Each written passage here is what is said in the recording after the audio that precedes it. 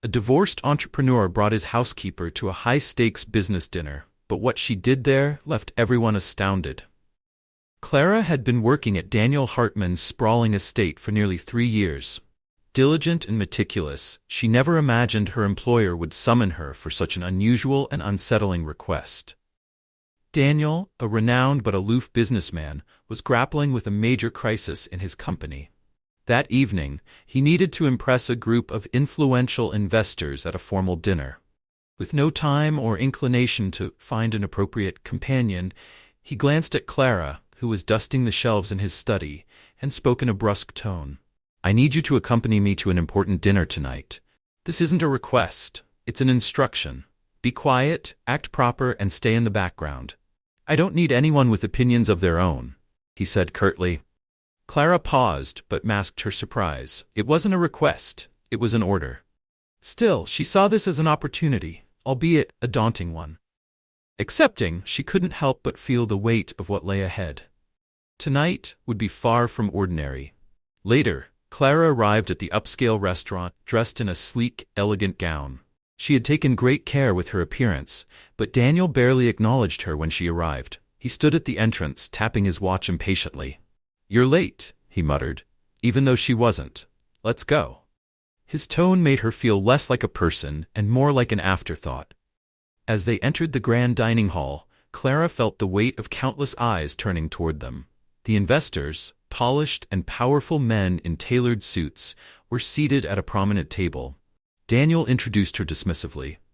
"This is Clara," he said flatly, not even bothering to mention her last name. "She's with me tonight." Polite but indifferent smiles greeted her. Some of the men exchanged subtle glances, their skepticism clear. Clara felt the unspoken judgment but kept her posture poised and her expression neutral. Throughout the meal, Daniel and the investors talked about numbers, market strategies, and expansion plans. Clara remained quiet, observing the dynamics and absorbing every detail. Though the discussions were intricate, she found them fascinating. Midway through the evening, one of the investors, Mr. Carter, a tall, imposing figure, turned his attention to her. With a slightly patronizing tone, he asked, "So Clara, how do you feel about attending a gathering like this? Must be quite different for you."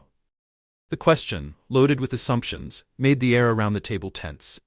Clara could have responded with a simple, polite answer and let the moment pass. But instead, she saw an opening to assert herself. "Actually, it's quite enlightening," she said with calm confidence. "It's fascinating to witness the focus on numbers and projections, but I believe the people driving these numbers, their motivations and values, are just as important." Her composed response caught everyone off guard. The room grew still as the investors exchanged intrigued glances. Daniel's eyes narrowed, a mix of irritation and surprise flickering across his face. She had done exactly what he had forbidden, voiced her opinion. Mr. Carter chuckled lightly, clearly intrigued. "That's an interesting perspective," he remarked, leaning back in his chair. The other investors seemed to regard Clara with newfound curiosity. Daniel, however, was visibly displeased. His jaw tightened as he avoided looking at her, clearly perturbed by her growing presence in the conversation. Clara, undeterred, held her ground, even as she sensed his annoyance. The evening was taking a turn Daniel hadn't anticipated.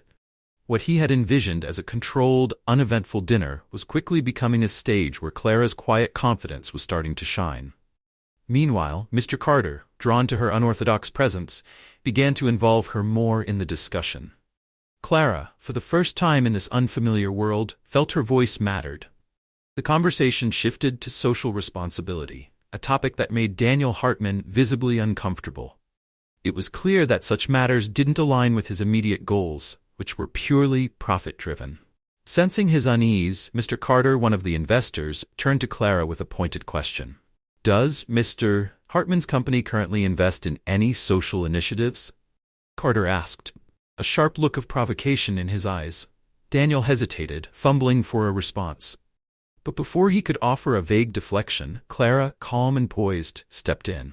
"I believe that social initiatives are a meaningful way for a company to give back to the community that supports it," she said, her voice steady but firm. "After all, businesses are built on more than just profit. They should also stand for progress and shared success." The room fell silent, every eye turning toward Clara. She could feel the weight of their stares but didn't falter. For her, this was a matter of principle, a moment to speak with integrity. Mr. Carter leaned back in his chair, a smile playing on his lips. "Now, that's a refreshing perspective," he said, clearly enjoying Daniel's growing discomfort. "You don't hear that sort of sentiment often in these circles." Daniel's expression hardened, his irritation visible. He had brought Clara along to blend into the background, not to command the spotlight. But here she was, stealing attention and subtly undermining his carefully orchestrated plans. Annoyed, Daniel decided to reassert control. "It's easy to speak about leadership and responsibility," he said with a tight smirk, addressing Clara. "But you wouldn't understand the weight of making those decisions, would you?" Clara met his gaze without flinching. The challenge in his words was clear, but she wasn't intimidated. "Perhaps I don't fully understand the weight of leadership," she replied evenly. "But I do understand its impact. Sometimes those furthest from power can see things more clearly than those at the top." Her words landed like a well-aimed strike, leaving the room momentarily stunned. Mr. Carter chuckled, clearly impressed by her composure. The other investors exchanged approving glances, their interest in Clara growing by the moment. Daniel, on the other hand, fell silent. He could feel the balance of the evening slipping further from his grasp. Clara had not only disrupted his plans but had shifted the dynamics of the conversation entirely. For him, it was an unforgivable affront. When the dinner ended, Daniel didn't wait for Clara. He strode out ahead of her, his frustration palpable. But Clara, unbothered by his behavior, walked out on her own, her head held high. She had stood her ground, and her voice had been heard. That was what mattered most. What Clara didn't realize was that Daniel wasn't going to let the events of the night pass without confrontation. Back at the estate, Daniel's simmering anger finally boiled over. The moment Clara walked through the door, he called her into his office, dispensing with any pretense of professionalism. His eyes were blazing with frustration and disdain. "What were you thinking, Clara?" he snapped, not even waiting for her to sit. "I asked you to come along to be discreet, not to turn yourself into the center of attention." Despite the intensity of the moment, Clara remained composed. She had expected this reaction and was prepared for it. "I only answered a question, Mr. Hartman," she said, her tone measured. "All I did was express an opinion." "An opinion?" Daniel repeated, his voice laced with disdain. "You're a housekeeper, Clara. You're not paid to have opinions at a business dinner. You overstepped every boundary." The injustice of his words stung, but Clara didn't let it show. Daniel would never understand her desire to prove she was more than just a housekeeper. To him, that was all she would ever be. "If my presence bothered you so much," Clara asked, her voice calm but firm, "why did you bring me there in the first place?" Daniel's face darkened. "Don't give me that," he shot back coldly. "You were doing your job, and you were paid to do it quietly. Consider this your last day here. You're fired." His words fell like a hammer, but Clara, determined not to let him see her pain, maintained her dignity. She met his gaze steadily before nodding and leaving the room. While the dismissal was harsh, she knew this chapter in her life had come to an end. As Clara walked away from Daniel's office, she felt a mixture of sadness and relief. That night had marked a turning point for her, one that would ultimately lead to something greater than she ever imagined. She knew in her heart she would never again have to endure his disdain. That night had been a revelation, a moment that showed her who she truly was and what she was capable of achieving. Clara understood that being fired, though harsh, was not the end. In fact, it was the beginning of a new chapter. The next morning, as she packed the last of her belongings, Clara's phone buzzed with an unexpected call. It was Mr. Carter, the investor from the dinner who had been impressed by her poise and insight. "Clara," his deep voice came through, "I've been thinking about the way you handled yourself at the dinner. I'd like you to join my team. We could use someone with your perspective and determination." Clara froze, stunned by the offer. She had never imagined an opportunity like this would come her way. Gathering her composure, she accepted, her voice steady but brimming with resolve. The humiliation of Daniel's dismissal was suddenly replaced with the promise of something far greater. Over the following months, Clara thrived under Mr. Carter's mentorship. She discovered talents and skills she had never been allowed to explore while working under Daniel's oppressive leadership. Her dedication and natural ability to lead quickly earned her the respect of her colleagues. In this new role, Clara found herself in an environment where her voice was valued and her ideas carried weight. Meanwhile, Daniel's situation worsened. His impulsive, profit-driven decisions continued to unravel his company. Contracts were lost, valuable partnerships dissolved, and his once sterling reputation deteriorated under the strain of his arrogance. The very foundation of his business was crumbling. The final blow came when the company Clara now worked for acquired a significant portion of Daniel's shares.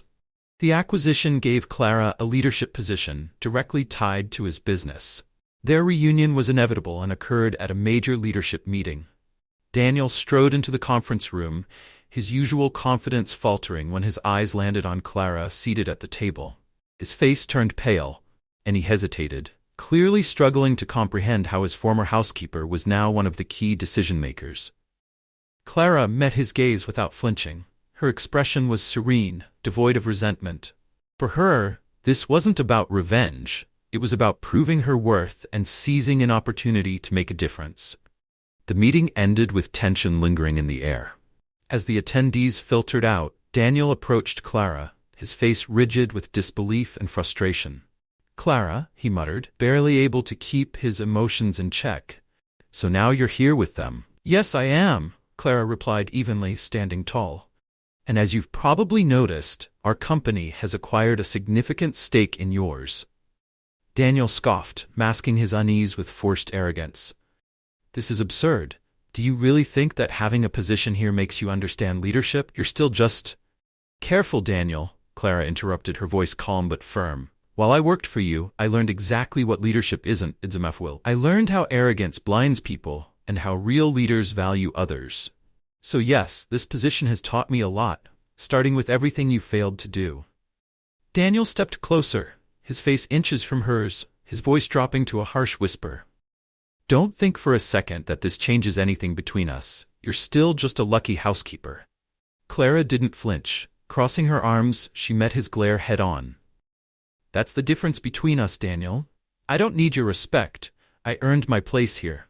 And it wasn't luck. You, on the other hand, are sinking because you never valued anything beyond yourself." Her words cut deep, and for the first time, Daniel found himself unable to respond. The confrontation laid bare the flaws he had spent years ignoring, and the doubt he had never allowed himself to feel crept in. "I'll prove to you that I don't need anyone," Daniel said, his voice shaking with barely contained anger. "This company is mine, and I'll fight to keep it." Clara's voice was calm, but her gaze was sharp and unwavering. "Prove that you still have the ability to lead and save your own empire," she said firmly. "But remember, the downfall of those who believe they know everything often comes quicker than they expect." She left Daniel standing in silence, her words hitting him like an undeniable truth. Daniel felt a wave of humiliation and isolation wash over him, but for the first time, he was forced to confront the reality of his situation. Clara wasn't just a rival, she had become the mirror he feared most, reflecting back his flaws without mercy. Her words lingered in his mind like an echo he couldn't escape, exposing the arrogance and pride that had brought him to the edge of ruin. That night, instead of diving into desperate strategies to salvage what remained of his crumbling empire, Daniel sat alone in his office, reflecting on every reckless decision that had led him here. For the first time, he truly felt the weight of his pride, the same arrogance that had alienated loyal employees, reliable partners, and even his own family. A few days later, both Clara and Daniel were summoned to an urgent meeting with the company's investors. The stakes couldn't have been higher. The future of Daniel's company hung in the balance. When Daniel entered the boardroom, his shoulders were tense, his posture rigid. He was trying to project confidence, but the exhaustion and anxiety were evident in his face. Across the table, Clara sat calmly, reviewing documents with quiet focus. As everyone settled into their seats, the lead investor, Mr. Reynolds, spoke directly and without preamble. "The current state of your company is deeply concerning, Daniel. We need drastic changes, and we need them immediately. To be blunt, this is your last chance to convince us that you're capable of turning things around." Daniel's stomach nodded, but he straightened in his chair and began presenting his ideas. He outlined new strategies, emphasizing growth and profit. He spoke quickly as if trying to regain lost ground, but it was clear that his vision was shallow and reactive. The investors exchanged skeptical glances, their doubt growing with each passing minute. Then Clara spoke. Her voice carried a quiet authority that immediately drew attention. "The company's focus needs to shift," she began. "We can't simply aim for profit anymore. It's time to rebuild trust by reconnecting the brand with the people, our employees, our customers, and the communities we impact. This requires a serious commitment to social responsibility and sustainable practices." The investors leaned in, visibly intrigued. Mr. Reynolds gestured for her to continue, and Clara did so with confidence. She explained the long-term benefits of integrating social projects, prioritizing employee well-being, and creating a more human-centered brand. Her vision was bold yet practical, and she spoke with a conviction that commanded the room. Daniel sat silently beside her, feeling powerless. As he listened, he realized not only how confident Clara was, but also how much the investors respected her. He could see it in their nods and thoughtful expressions. She was doing what he had failed to do, instilling hope and presenting a clear path forward. When the meeting concluded, the investors left the room looking reassured. Clara's plans had clearly won their trust. Daniel, however, lingered in the hallway, his thoughts racing. As Clara walked past, he called out to her. "Why are you doing this?" he asked. Daniel couldn't shake the feeling that Clara had become the embodiment of everything he had failed to be, a symbol of leadership grounded in integrity and vision. While a part of him longed to change, an equally strong part wanted to prove he still had something to offer. The tension between them grew unbearable. Clara, with her composed demeanor and piercing insight, seemed to anticipate his every move. This infuriated him, though he wouldn't admit it. That week, a critical board meeting was scheduled. The company's finances were still hanging by a thread, and Daniel knew one misstep could spell disaster. Determined to showcase his leadership and perhaps prove his worth to Clara, he prepared extensively. On the morning of the meeting, Clara arrived early, as was her habit. She had meticulously prepared a presentation that focused on stabilizing growth without compromising the company's resources. Daniel, on the other hand, had worked on a separate parallel speech, a bold and risky proposal he believed would impress the board and reestablish his authority. When the meeting began, Clara took the lead, presenting her carefully thought-out strategy. Her plan was pragmatic, prioritizing sustainability and gradual progress. As she spoke, it was clear the board members were drawn to her vision, nodding in agreement. Daniel watched uneasily. He could feel the room leaning in Clara's favor, but he wasn't ready to concede. Interrupting her mid-sentence, he spoke up. "I understand Clara's plan," he began, his tone measured but firm. "But I believe the company needs a more aggressive approach. Expansion must be bold if we're going to show the market we've entered a new phase." Clara turned to him, her expression calm but tinged with disbelief. She knew what he was trying to do, reclaim control. But this wasn't the time for ego-driven theatrics. Controlling her tone, she replied, "Daniel, we've already seen how overly ambitious strategies have caused serious setbacks in the past. Right now, our focus must be on restructuring and reinforcing our mission, not chasing rapid growth." The boardroom grew tense as the two exchanged their views. Daniel refused to back down. "Clara, I understand your caution, but if we don't take risks, we'll end up stuck in mediocrity. The company needs visibility, results, and a stronger market presence." Clara shook her head, keeping her composure. "What the company needs is consistency, Daniel. The people relying on us deserve a sustainable approach, not one driven by the ego of its leaders." The tension in the room was palpable. Some board members seemed to favor Clara's steady approach, while others appeared open to hearing Daniel's bolder ideas. Sensing the division, the board president, Mr. Stone, intervened. "Enough for now," he said firmly. "We'll need both of you to present a joint proposal at the next meeting. Find common ground." Clara nodded gracefully, but Daniel felt the weight of failure pressing down on him. In that moment, he realized he was no longer in control of the company he had built. The sense of helplessness grew stronger with each passing minute. That night, Daniel stayed late in the office, poring over financial reports in an effort to refine his proposal. His mind raced with ideas, but every one of them seemed flawed or unsustainable. Desperation began to creep in. Just as he was about to give up, his phone buzzed with a message from an old business contact. The man was a wealthy investor, offering to inject significant funds into the company in exchange for a small say in decisions related to the company's social initiatives. To Daniel, this seemed like the perfect solution. He could secure the investment he desperately needed, while showing Clara he was capable of acting for the greater good. Without consulting Clara or the board, Daniel arranged a meeting with the investor the next day. He pitched his vision of rapid growth, and within hours they had signed an initial agreement. For the first time in weeks, Daniel felt triumphant. He had something concrete to show for his efforts, a demonstration of his leadership abilities. However, his triumph was short-lived. When Clara learned of the deal, her disappointment was unmistakable. Without wasting a moment, she marched to Daniel's office.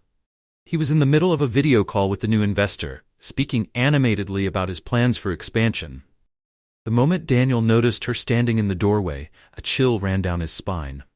Clara's expression was firm, her disappointment evident. She crossed her arms, waiting for the call to end. As Daniel disconnected, he braced himself for what he knew was coming. "You made a deal without consulting the board?" Clara asked, her voice sharp but controlled. "How could you do this?" "Clara, it was an opportunity we couldn't pass up," Daniel replied defensively. "We need the investment, and I'm trying to save this company just like you are." Clara shook her head, disbelief flashing in her eyes. "Save the company? Daniel, do you even realize the risks you've taken? This investor now has a say in decisions that could compromise everything we've worked for." Daniel tried to counter, but Clara cut him off. "Leadership isn't about making impulsive decisions in secret. You've undermined everything we're trying to build." Her words struck a nerve, leaving Daniel feeling both exposed and resentful. Deep down, he knew Clara was right, but his pride refused to let him admit it. Clara shook her head in disbelief, her frustration evident. "Save the company?" she repeated, incredulous. "Daniel, don't you see how risky this is? This investor now has influence over our social initiatives. What happens when he starts steering everything toward his own interests?" Daniel struggled to maintain his composure.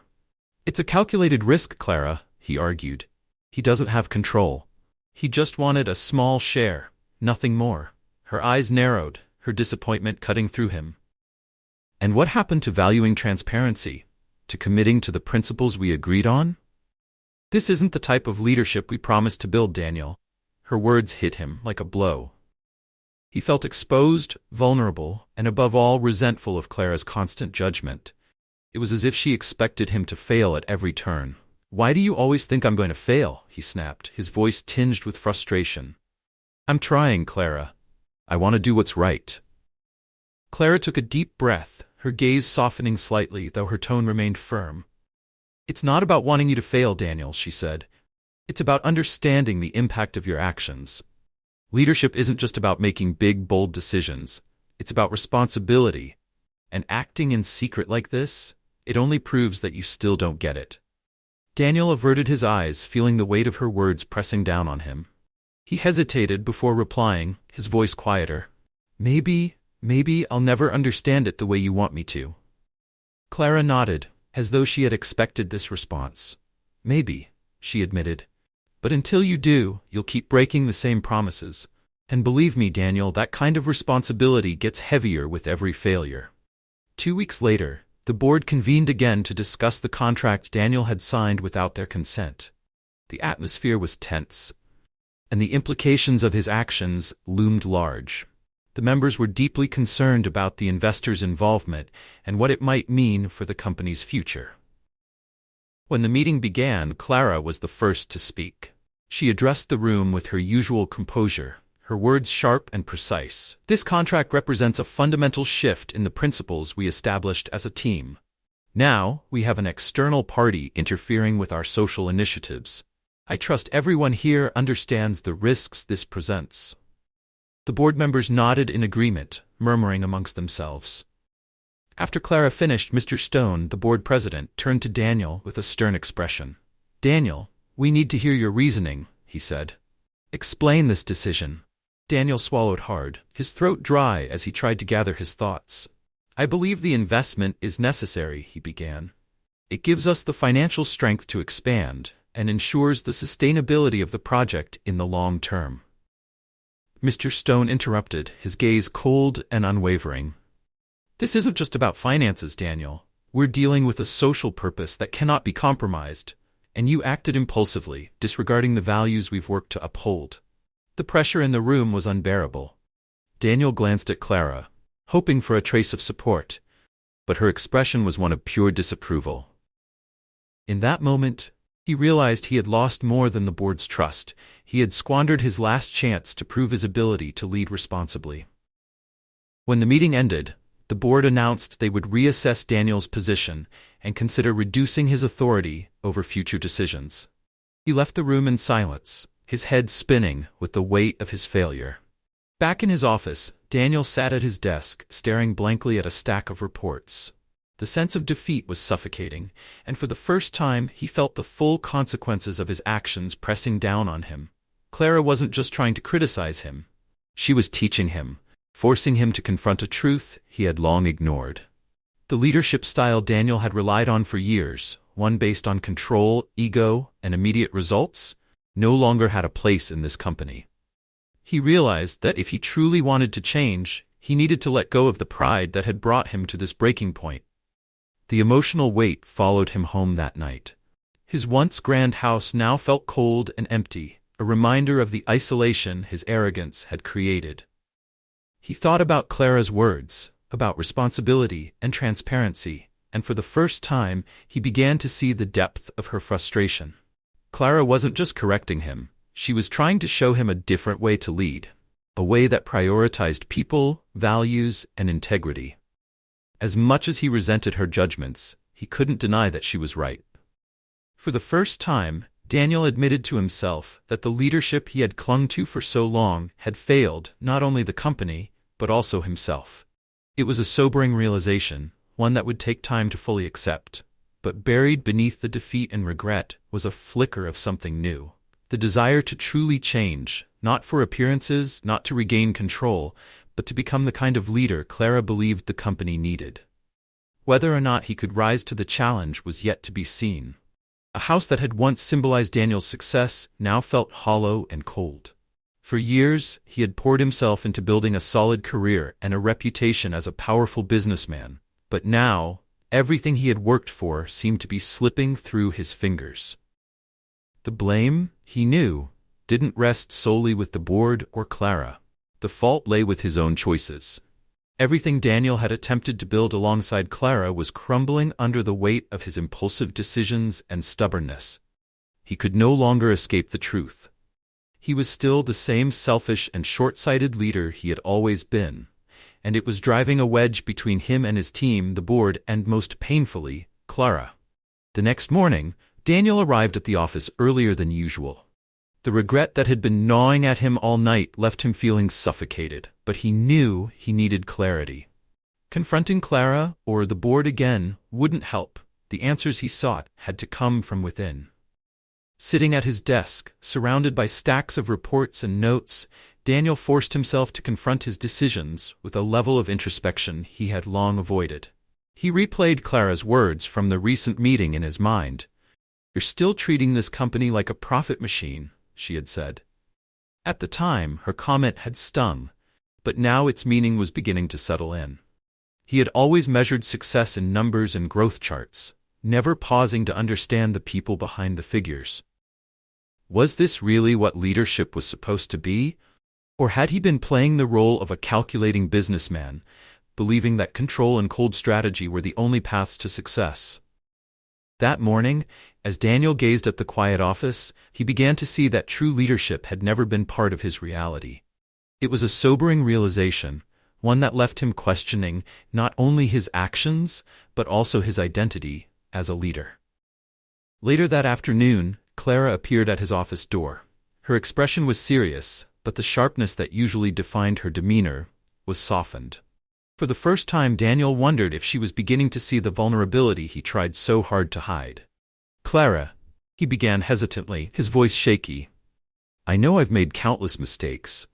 My decisions have hurt people more than I could ever repair, and I understand if you think I don't deserve another chance." Clara stood silently, her arms crossed, but there was something in her posture, a slight tilt of her head, a softening of her gaze, that suggested she was willing to listen. "It's a start, Daniel," she said finally, her tone quieter than usual. "But recognizing your mistakes isn't enough. What do you plan to do about them?" Daniel drew in a deep breath, her question weighing heavily on him. The truth was, he didn't have a clear answer yet. "I don't know, Clara," he admitted. "I just know I can't keep going the same way." Clara nodded slowly, her gaze steady. "That's true. Real change isn't something you decide to do once, it's something you practice every day.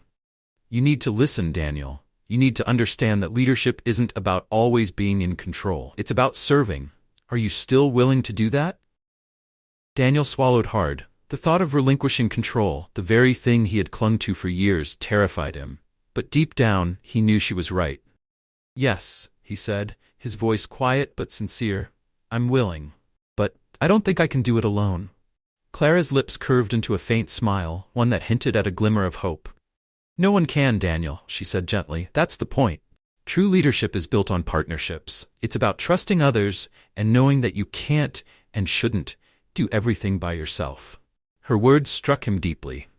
For so long, Daniel had believed that trust was a weakness, something that left him vulnerable. But now, faced with his own limitations, he began to wonder if trust was the one thing he had been missing all along.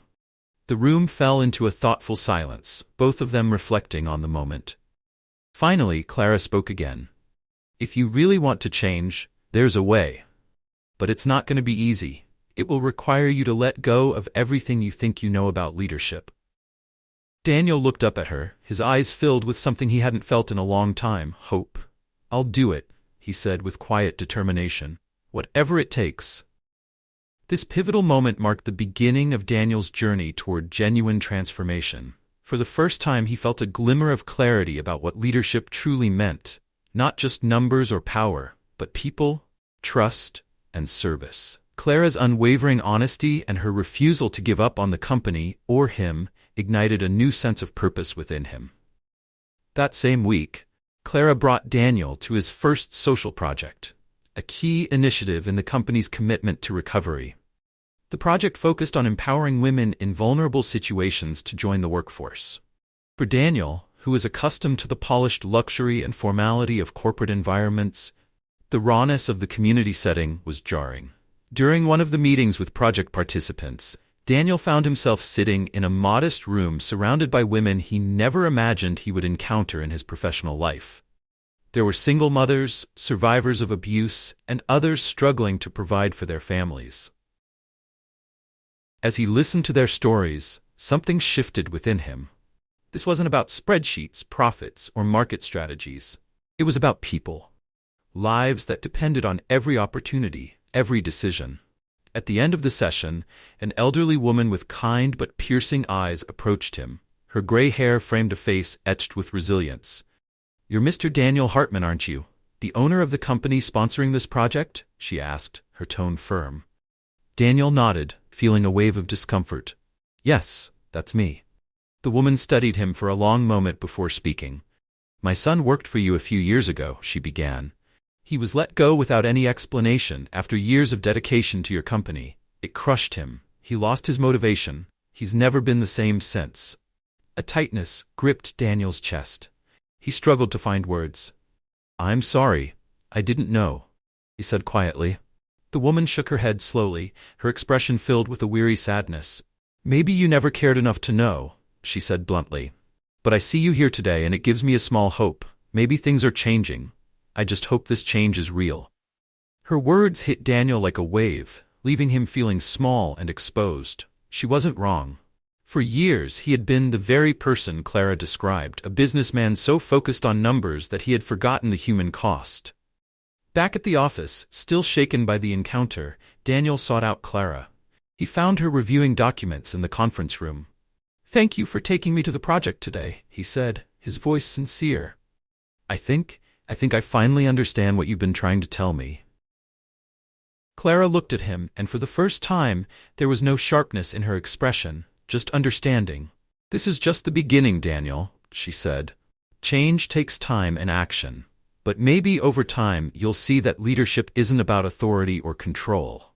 It's about service." Her words stayed with him. Later that week, Clara encouraged Daniel to attend a meeting with the social project team, a group of employees and volunteers dedicated to supporting the initiative. It was an opportunity for him to hear their concerns and ideas firsthand, something he had always neglected in the past. As he entered the room, Daniel felt the weight of their eyes on him. Some team members looked at him with distrust, while others seemed cautiously optimistic. He knew he had a long way to go to rebuild their confidence. Clara gestured for him to address the group, but Daniel hesitated. He realized this was a moment to listen, not to speak. The meeting began with team members sharing their experiences and concerns about the project's progress. One young man, Tony, a passionate and idealistic volunteer, spoke with conviction about the challenges they faced. "The biggest issue we're dealing with is a lack of resources," Tony said. "There's also constant pressure for quick results, but that's not how this kind of work succeeds. We need consistency. These people rely on us, and that means we have to be patient and committed, even when progress feels slow." Daniel listened intently, absorbing Tony's words. For the first time, he wasn't thinking about how to respond or defend himself. Instead, he was beginning to understand the weight of his past decisions and the urgency of building something meaningful. He could see that Tony, like Clara, wasn't just pointing out problems.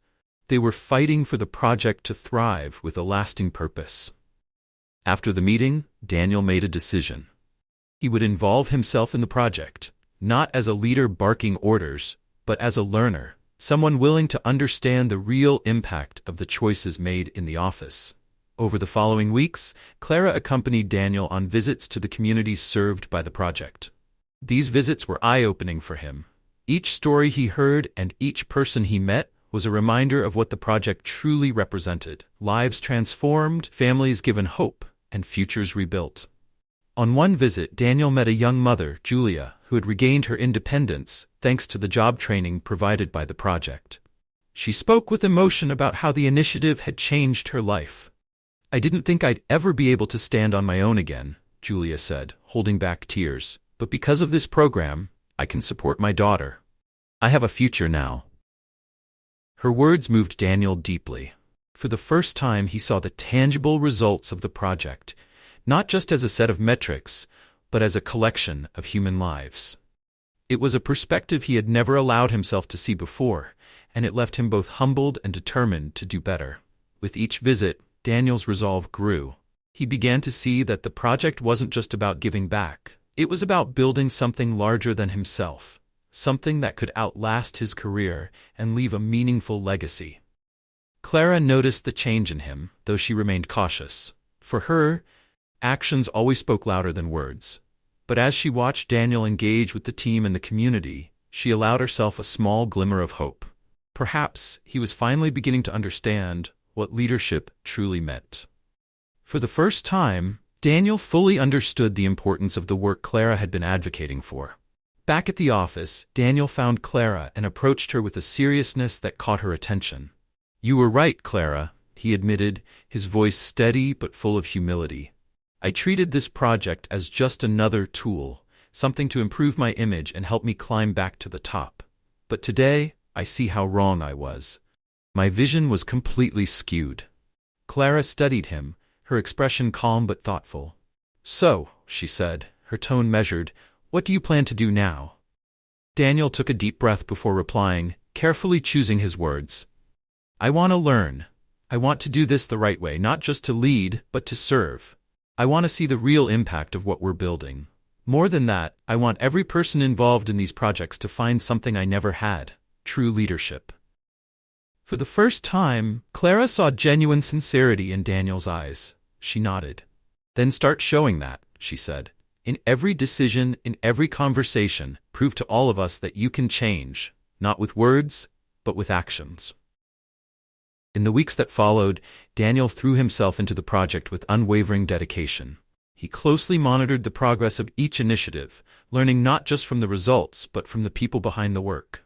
Gradually, his role began to shift. He was no longer the distant figure giving orders from the top. Instead, he became someone who listened, understood, and sought to serve. The board, initially skeptical, began to notice subtle changes in Daniel's behavior.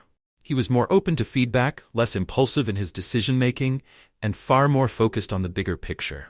Clara too observed his progress, though she remained cautious. She understood that true change was a slow and ongoing process, and she wanted Daniel to fully grasp that as well. By the end of the month, Daniel found a sense of peace he hadn't experienced in years. For the first time, he saw the project not as a personal stepping stone, but as a mission, a chance to positively impact lives and create something far greater than himself. One afternoon, as Clara passed by his office, Daniel stood up and stopped her. "Thank you, Clara," he said sincerely. "Thank you for not giving up on me, even when it seemed like I'd never understand." Clara smiled slightly, a rare warmth in her expression. "Leadership is a long road, Daniel," she said, "but if you truly commit to it, I'm sure you'll discover its real value." Her words resonated deeply, and with this new perspective, Daniel felt ready for a journey of authentic and transformative leadership. Over the weeks that followed, Daniel's dedication to the project surprised everyone around him. He committed himself fully, diving into every detail of the work. From weekly visits to the communities to meticulously reviewing financial reports, he left no aspect unexplored. What had once been a formal obligation had now become a personal mission. For Daniel, this wasn't just about rebuilding trust with the board or his team, it was also about reclaiming his own self-respect. Slowly but surely, his genuine commitment began to shine through. Clara, ever the skeptic, observed him from a distance, curious to see if his new attitude would last. As time went on, Daniel's consistent presence at the project and his sincere efforts to listen and understand convinced her that his transformation was real. As his determination became evident, so too did the results. The board's respect and trust in Daniel gradually grew. What had once been a tenuous relationship was now being rebuilt, piece by piece. Initially, Daniel had attended project meetings out of formality. But as time went on, these gatherings became an integral part of his routine. He started learning the names of participants, understanding their stories, and tracking their progress. It was a stark departure from the days when his time was consumed by high-stakes meetings with influential businessmen and luxurious office surroundings. On one of these visits, Daniel had a long conversation with Anna, a middle-aged woman who had faced significant hardship. She shared how the project had given her the tools and confidence to rebuild her life. "People always underestimated me," Anna said. "But this program reminded me of my own potential. For the first time in years, I feel like I matter." Hearing her words, Daniel felt a profound sense of purpose. These weren't just participants in a program. They were individuals whose lives were being transformed, one step at a time. It was a reality far removed from the impersonal world of profits and power he had once occupied, and it left an indelible tunny on him. Through his growing involvement, Daniel discovered a new dimension of leadership, one that wasn't about commanding respect, but earning it by serving others. Every story he heard reinforced the magnitude of the project's impact and deepened his sense of responsibility. More than ever, he was determined to be worthy of the trust these individuals placed in the initiative. Above all, he wanted to show that he genuinely cared. The project was no longer just a plan written in reports. It had taken on a life of its own. Its results began to show. And with them came a surge in the company's prestige. The board members, who had once doubted Daniel's ability to lead with integrity, now started to show signs of approval. At board meetings, Daniel remained calm and direct, a stark contrast to the grandiose and defensive demeanor he had once displayed. He presented the project's results with humility, emphasizing the team's collective effort and always highlighting Clara's indispensable role. Every statistic, every piece of data was undeniable proof that the project was making a tangible difference, and the board didn't hide their satisfaction. In one such meeting, Mr. Stone, the chairman of the board, addressed Daniel directly. Daniel, I must admit, you're managing this project with a seriousness that many of us didn't expect. This pilot initiative is a clear success, and I'm confident we can expand it sustainably." Daniel smiled quietly, feeling the weight of the approval. He knew Clara had been a critical mentor throughout this process, and he made sure to acknowledge her contributions every chance he got. However, what had once been professional admiration for Clara was beginning to transform into something deeper. As they spent more time together, Daniel started to see her in a new light. She wasn't just a brilliant leader, she was a strong, compassionate woman, deeply passionate about her work. He noticed it in the way she spoke to each project participant with warmth and authenticity, in her meticulous attention to detail, and in the respect she earned from everyone around her. Clara was a quiet yet formidable force, inspiring trust and admiration wherever she went. One day, Daniel and Clara attended an event organized by the program's beneficiaries. The participants had prepared a simple but heartfelt celebration to express their gratitude to the team. As they arrived, Daniel watched Clara move through the crowd, interacting with people effortlessly. Her kindness and genuine presence seemed to light up the room. "She really understands these people," Daniel thought to himself, deeply moved. Clara didn't just lead the project, she was a part of it, and everyone could feel that. When the celebration ended, Daniel offered to walk Clara back to the office. As they strolled through the quiet streets of the community, he found himself wanting to know more about her. Clara had always been somewhat enigmatic, and Daniel realized how little he truly understood about what motivated her to dedicate herself so passionately to this work. "Clara," he began, his voice softer than usual, "I've always been impressed by your commitment to this project. What led you to get so deeply involved?" She turned to him with a genuine smile, one that illuminated her entire face. "Daniel," she said thoughtfully, "I guess I've always felt the need to do something bigger than myself. When I was younger, I saw people close to me go through hardships, and it left a mark on me. Working on something that gives others a chance to start over, it's the best way I know to give meaning to my own life." Her words touched Daniel in a way he hadn't expected. He had never allowed himself to see the project from such a personal perspective. For him, it had been a way to build his reputation and create a lasting legacy. But for Clara, it was something far more profound, a deeply personal mission to make a real difference.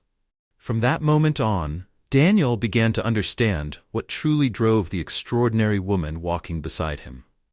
In the weeks that followed, Daniel and Clara began working more closely than ever. What had once been a formal and cautious partnership evolved into one filled with mutual admiration and trust. They exchanged strategies, shared ideas, and supported each other at every turn. But Daniel soon realized that something had shifted in his heart. His feelings for Clara went beyond respect or admiration. He was beginning to fall in love with her. The realization took him by surprise. Daniel, who had always been wary and even skeptical about personal relationships in the workplace, now found himself thinking about Clara more often than he cared to admit. He started looking for excuses to be near her, savoring moments when her smile lit up the room. Clara was a steady and inspiring presence in his life, someone who made him want to be better and pushed him to move forward. One evening, after an especially long meeting, they stayed late at the office discussing the future of the project. At first, the conversation remained professional, but it slowly veered into something more personal. Seizing the moment, Daniel decided to express his gratitude. "Clara," he began sincerely, "I owe you so much. Everything I've learned over these past few months, it's because of you. Before, I thought success was all about control and growth, but you've shown me that real value comes from building something meaningful." Clara looked at him, surprised by the depth of his words. "I'm glad to hear that, Daniel," she said with a warm smile. "Seeing the changes in you has been one of the most rewarding parts of this journey for me." For a moment, their eyes met, and the atmosphere between them grew charged with an unspoken connection. Daniel felt a strong urge to move closer to her, but he hesitated. He didn't want to cross any boundaries or risk complicating their professional relationship. Still, he couldn't deny the depth of what he felt for her. It was real and unlike anything he had ever experienced. As the days went by, Daniel found himself increasingly drawn to Clara. He noticed the little details about her, the way her eyes sparkled when she spoke passionately about the project, the warmth in her laughter, and the unwavering conviction with which she championed their shared mission. She wasn't just another colleague. Clara was unique. She brought a sense of purpose and depth to Daniel's life that he had never known before. One late night, as they worked side by side reviewing reports, Daniel let a thought slip out without realizing it. "You know," he said quietly, "you're one of the most extraordinary people I've ever met." Clara laughed softly, taken aback by his candidness. "Thank you, Daniel," she replied, a hint of playfulness in her tone. "But I think you've changed a lot too. You've become someone truly admirable." Her words resonated deeply with him. Daniel realized that what he felt for Clara wasn't just a fleeting attraction or a passing infatuation. It was something much deeper, a profound admiration, and a desire to build something meaningful with her by his side. As he walked home that night, Daniel reflected on the transformation Clara had sparked in him. It wasn't just his approach to work or leadership that had changed. She had changed his heart. And he knew with absolute certainty that his life would never be the same again. Over the following weeks, their bond only deepened. What began as a professional partnership grew into something more intimate, with moments of vulnerability and authenticity shared between them. Daniel, who had once been driven by ego and the need for power, now felt a sense of lightness and completeness when he was with Clara. For her part, Clara felt similarly. As she spent more time with Daniel, she witnessed the remarkable transformation he had undergone. The man who had once seemed so cold and self-centered was now driven by purpose and sincerity. Clara found herself increasingly drawn to Daniel, her heart slowly opening to him in a way she hadn't expected. His determination to redeem himself and create something meaningful resonated deeply with her. In the quiet moments they shared, Daniel found small ways to grow closer to Clara. Whether it was suggesting a walk after a meeting or finding reasons to collaborate on the project's finer details, he cherished every opportunity to be near her. And as they continued to work side by side, both Daniel and Clara began to realize that their journey together was far from ordinary. It was something that promised to change not just their lives, but the lives of everyone their work touched. Slowly, the line between professional and personal began to blur. They found themselves in a space where their feelings were undeniable yet unspoken. One evening, after an intense day working on the project, Daniel and Clara stayed late in the office to finalize one last report.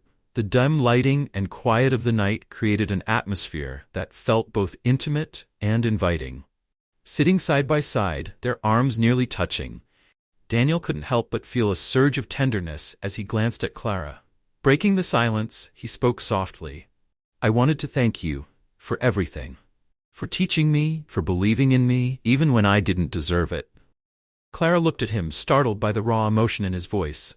"You don't need to thank me, Daniel," she said gently. "The change came from you. I just helped you find the way." Daniel smiled, but he knew there was more he needed to say. Something that had been weighing on his heart for days. His pulse quickened as he decided to take the leap. "Clara," he began hesitantly but with determination, I can't keep this to myself anymore. The truth is, I'm in love with you." The words hung in the air, filling the quiet room with an unexpected weight. Clara sat silently, her eyes fixed on him. Daniel's heart raced, fearing he had made a mistake by confessing his feelings. But then Clara's lips curved into a soft smile, and her eyes glimmered with sincerity. "I'm in love with you too, Daniel," she admitted, her voice steady and warm. "I've felt this way for some time now, but I was afraid. I didn't want it to affect everything we've built together." Daniel let out a laugh, equal parts relieved and emotional. "I've had the same fear," he said honestly, "but I can't pretend these feelings don't exist anymore. I want to be with you, not just as partners at work, but as something more." Clara nodded, her smile widening. "I want that too. I think we're ready. Ready for something more." Still seated side by side, they leaned closer. Daniel's heart skipped a beat as Clara's lips met his in a tender, meaningful kiss. It was a moment of pure connection, where all walls fell away, leaving only the undeniable bond between them.